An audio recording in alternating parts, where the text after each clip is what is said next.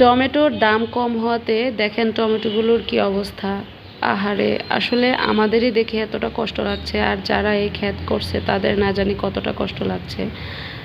আসলে একটা কৃষক যখন ফসল ফলান তখন কিন্তু তার মনের মধ্যে অনেক আশা নিয়ে অনেক লাভবান হবেন এই ধরনের আশা নিয়ে কিন্তু ফসলটা ফলান, যে তাদের কষ্টার্জিত পরিশ্রম যেন সার্থক হয়।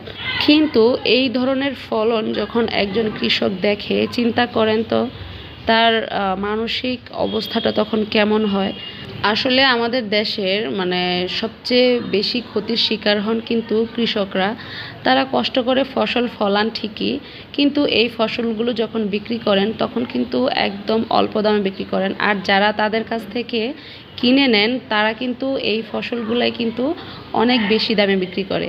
এই যেমন গ্রামে হচ্ছে টমেটো ৬-৭ টাকা কেজি, আর গতকালকে আমি ঢাকাতে দেখলাম ১ কেজি টমেটো ৪০ টাকা।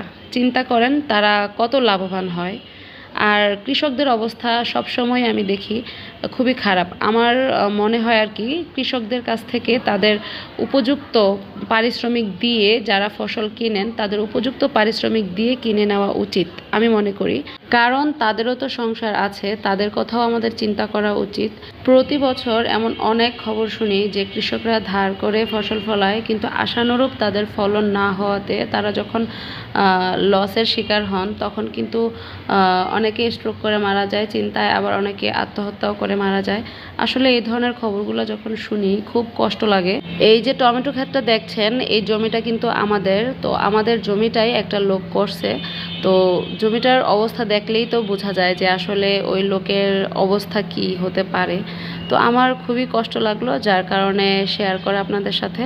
আর যে টমেটোগুলো ফলাইছে তাকে আল্লাহ ধৈর্য ধারণ করার তৌফিক দিক, তার ব্যবসায় আল্লাহ বরকত দিক। সবাই ভালো থাকবেন।